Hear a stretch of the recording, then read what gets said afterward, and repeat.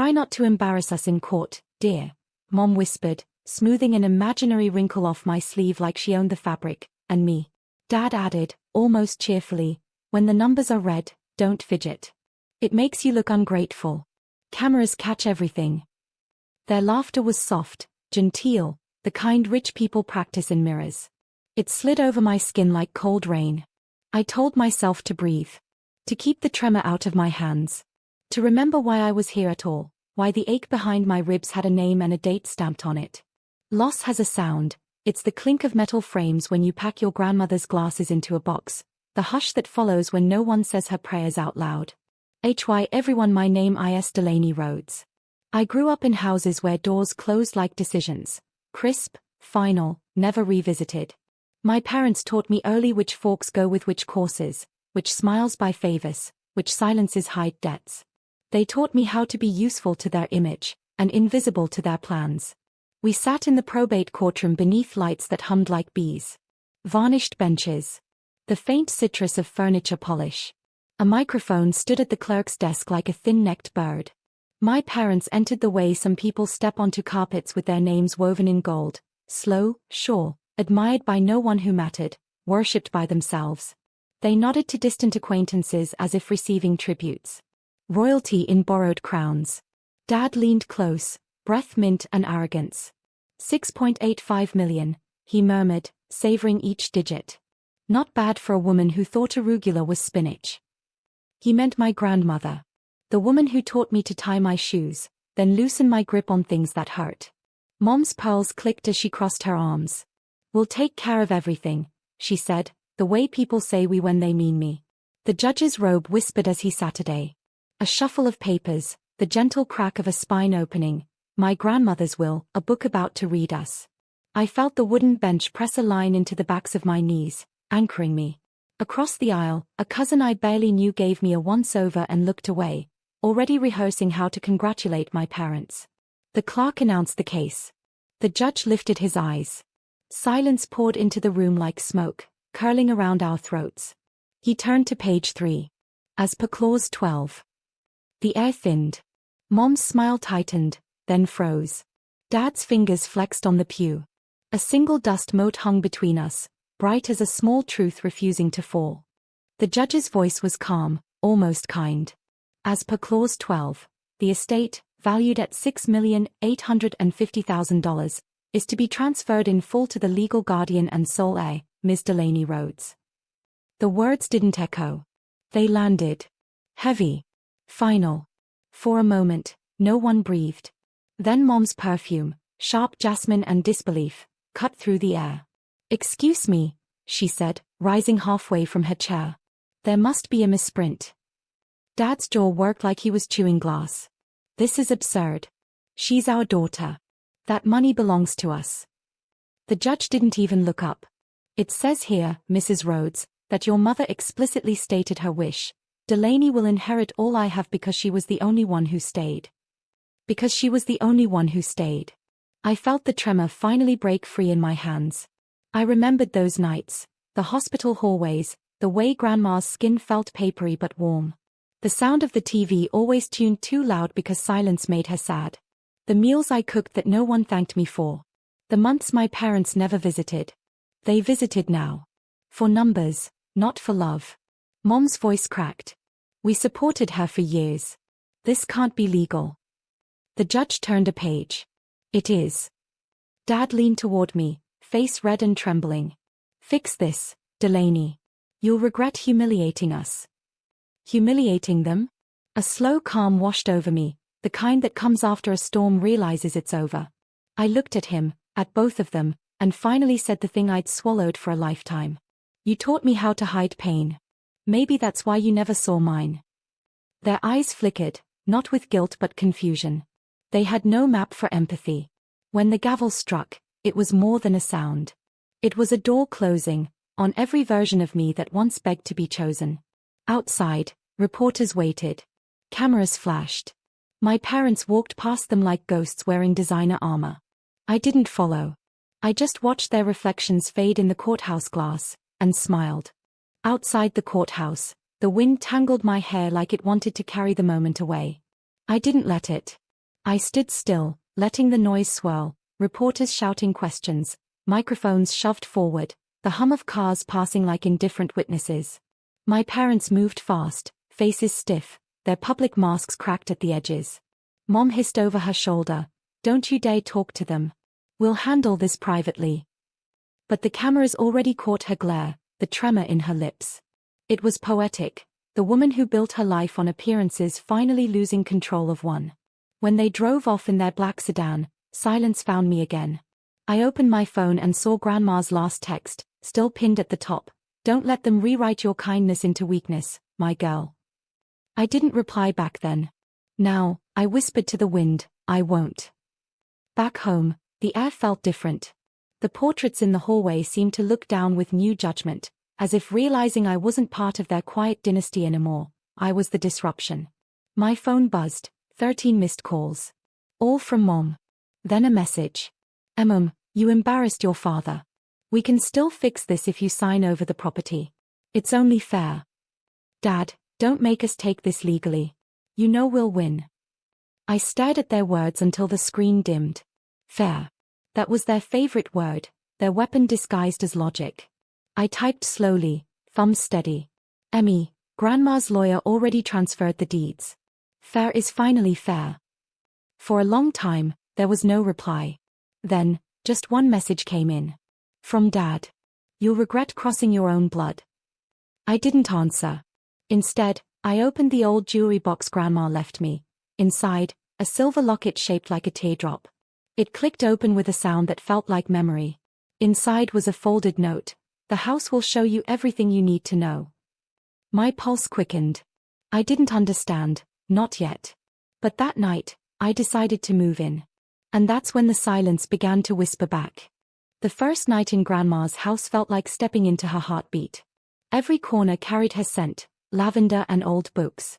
The wooden floors groaned like they remembered too much. Outside, the wind rattled the ivy against the windows, and inside, the grandfather clock still ticked at the same rhythm she used to hum when she was thinking. I unpacked slowly, touching everything as if it might dissolve. Her cane leaned near the armchair, her teacup still resting on its saucer, a faint lipstick ring frozen in time. This wasn't just an inheritance. It was a museum of the love my parents pretended didn't exist. When I reached the study, I noticed the drawers were locked. A faint keyhole winked in the lamplight, same shape as the locket I wore. My breath caught. I unclasped the silver pendant, slid it in, and turned. Click. The drawer opened, revealing a single yellowed envelope. On the front, in Grandma's careful handwriting. "For when they come for you." My chest tightened. I unfolded the letter.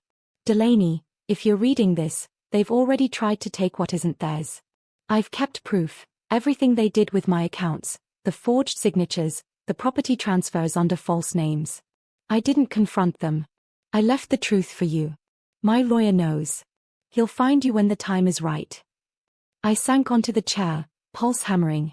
My parents hadn't just expected the inheritance, they'd built their lives on stealing from her. Suddenly, the silence of the house shifted, not comforting anymore. A car door slammed outside. Then another. Headlights cut through the curtains. Mom's voice carried across the porch. "Delaney. Open up. We need to talk." I stood in the hallway, the letter trembling in my hand. My father's shadow stretched through the frosted glass, larger than life, the way it always used to feel when I was small. They weren't here to talk. I tucked the letter inside my sleeve, steadied my breath, and turned the deadbolt. "Come in," I said softly. "I was wondering when you'd show up." The storm outside wasn't the only one breaking. They entered like intruders pretending to be family. Mom's perfume arrived before her, floral, suffocating. Dad's shoes thudded on the hardwood, the same rhythm he used when pacing before an argument. "You've changed the locks," he said flatly. "I live here now," I replied. Mom's gaze swept across the living room like a scanner, cataloging what she planned to reclaim. "This was our home," she insisted, voice brittle. "Your grandmother was confused when she wrote that will." "She was lucid enough to remember who loved her," I said. Dad's mouth curled into a cold smirk. "Listen carefully, Delaney. You think you've won something. But the taxes on this estate, the upkeep, the legal fees, they'll bury you. You'll come crawling back. He wasn't wrong about the pressure, but his voice carried a tone I hadn't heard before, desperation. He was bluffing, cornered by his own greed. I crossed my arms, feeling the paper edge of Grandma's letter under my sleeve. Actually, I said quietly, I already spoke to her lawyer. Mom froze. What did he say? That he knows everything. The silence that followed was surgical. Dad's eyes darkened. You wouldn't dare ruin your family's name. Then stop giving me reasons to, I whispered. For a heartbeat, no one moved. Then Mom's tone softened, the switch she always used to win. Delaney, sweetheart, we can make this right. Give us access to the accounts, and we'll manage it together. You can trust us. I almost laughed. Trust? That's rich. Her smile cracked. Don't be dramatic. Dad took a step closer, his shadow swallowing the space between us. You're making a mistake. I looked straight into his eyes. So did you, when you underestimated me. A car horn blared outside. A sedan I didn't recognize stopped at the gate. Dad's expression shifted. Through the frosted glass, I saw a man step out, carrying a briefcase, Grandma's lawyer. Dad whispered, "What have you done?" I didn't answer. I just turned toward the door as lightning flashed across the window, illuminating everything we'd all been pretending not to see. The front door creaked open, and the lawyer stepped in, shaking rain from his coat. His eyes flicked between me and my parents, reading the storm before he spoke. "Evening," he said calmly, setting the briefcase on the table. "Mrs. Rhodes, Mr. Rhodes. I believe you were expecting clarification." Dad's jaw tightened. We weren't expecting company. The lawyer didn't flinch. Mrs. Eleanor Rhodes left very explicit instructions regarding her estate. I've already filed the verification documents. Everything stands, legally, irrevocably. Mom's voice rose. You can't just walk in here and humiliate us. He turned toward her, tone cool. I'm not here to humiliate anyone. I'm here to close unfinished business. He opened the briefcase and pulled out a thin folder, photographs, bank statements, notarized copies. My breath hitched. Grandma had been thorough. Every lie my parents told had a date and a signature beside it. Dad's hand slammed the table. Those are personal records. The lawyer met his glare. They're evidence. Mrs. Rhodes discovered financial misconduct in the years before her passing. She chose not to press charges out of love for her family. But she wanted the truth protected, in case that love wasn't returned. For a second, I thought Dad might lunge. Mom grabbed his wrist, her voice trembling now. Please, just let it go. The lawyer closed the folder gently, as if sealing a coffin. I'll leave copies with Delaney. If you wish to contest the will, you'll find it difficult. He gave me a brief nod and left, the sound of the door closing like punctuation. The silence that followed was unbearable. Dad's breathing grew ragged. You planned this. I met his fury with calm. No. Grandma did. He took a step toward me, eyes glinting with something dangerous. Mom reached for him, whispering, "Stop. She has everything." Outside, thunder cracked. Inside, I stood taller. "Get out," I said quietly. "Before I forget you're still my parents." They hesitated, then left. The door shut, and the house exhaled. For the first time, I felt safe enough to cry. The rain didn't stop for 2 days. It drummed on the windows, steady and cleansing, as if the house itself was washing away years of secrets. I walked through each room with Grandma's letter in one hand, the lawyer's folder in the other. The walls seemed softer now, the air lighter, grief finally giving way to peace. But I knew my parents wouldn't disappear quietly. By the third evening, an email arrived. Subject, final offer. From, Dad. Body, you may think you've won. But reputations crumble faster than fortunes. You release those documents, and I release everything I know about your emotional issues. Think carefully before you destroy your own name. I stared at it for a long time, half laughing through tears. They'd raised me to believe silence was safety, that obedience was love. Now they were weaponizing both. So I took a deep breath, and hit reply. Subject, thank you for confirming everything. My lawyer will contact you tomorrow. I didn't send the documents to the press.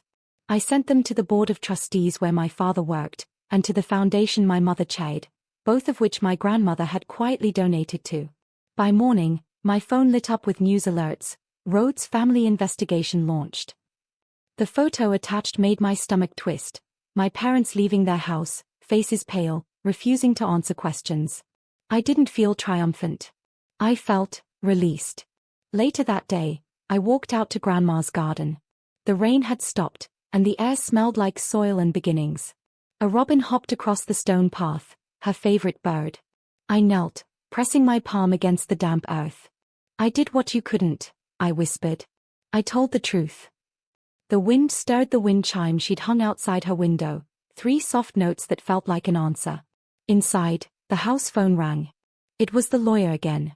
He said quietly, "Delaney, there's one last document we haven't opened yet. Your grandmother wanted you to decide when."